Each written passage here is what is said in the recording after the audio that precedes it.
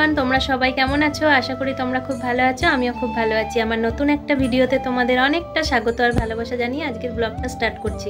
তো প্রথমেই জানাই তোমাদেরকে শুভ নন্দ উৎসব। আজকে হচ্ছে গোপুসোনার নন্দ উৎসব। তো মা ওদিকে রান্নাবান্না করছে, গোপুসোনাকে আজকে ভোগ দেওয়া হবে, মানে গোপুসোনাদের আজকে ভোগ দেওয়া হবে। তো ভিডিওটা তোমরা কন্টিনিউ দেখতে থাকো, আশা করি তোমাদের খুব ভালো লাগবে। আজকে যেহেতু নন্দ উৎসব, তাই ভাবলাম আমি গোপুসোনাদের একটুখানি অভিষেক করিয়ে নেব। তাই আমি অভিষেকের থালাটা রেডি করে ফেলেছি। এর মধ্যে ছিল পঞ্চামৃত, যেমন দুধ, ঘি, মধু, দই ও চন্দনের মিশ্রণ। আর শুধু পঞ্চামৃতই নয়, সাথে নিয়ে নিয়েছিলাম বেলফুলের মালা আর টগর ফুল। আর কৃষ্ণের যেহেতু সবথেকে প্রিয় রং হলুদ রং, তো তার জন্য আমি নন্দ উৎসবে গোপাল সোনাকে হলুদ রঙের জামাই পরাবো। গোপাল সোনাদের অভিষেক করানোর পর এতটাই সুন্দর লাগছিল, জানো তো, ওদের দেখে আমি মুগ্ধই হয়ে যাচ্ছিলাম।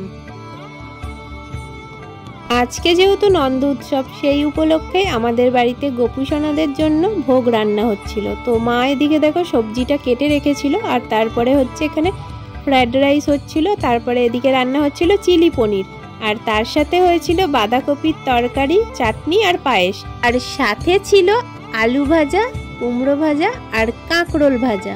এদিকে দেখো একে একে সবগুলোই রান্না কমপ্লিট হয়ে গেল, আর এদিকে ভাজাটা কমপ্লিট হয়ে গেল, আর এদিকে সবার প্রথমে পায়েসটা করে নেওয়া হয়েছিল।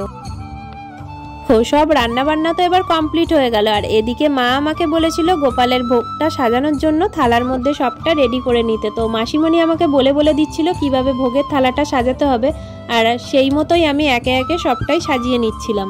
আর আমার গোপাল সোনাদের ভোগের থালা সাজাতে আমার বেশ ভালোই লাগছিল। 8 বছর ধরে আমি নন্দ উৎসবটা পালন করেই থাকি, যবে থেকে গোপুসোনা আমার কাছে এসেছে, কিন্তু এই বছর যেন একটু অন্যরকমই মনে হচ্ছিল।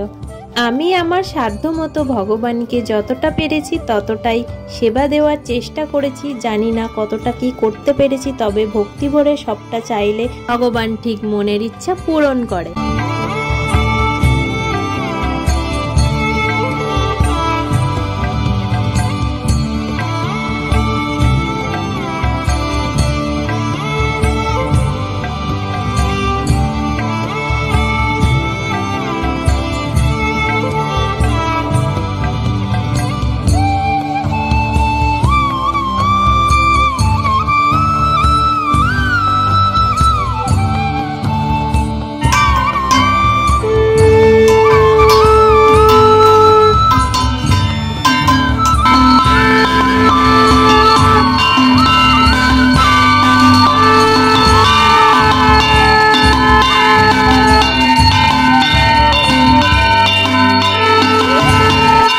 প্রত্যেক দিনকার মতো গোপুদের আজকেও আমি একটুখানি খাইয়ে দিচ্ছিলাম।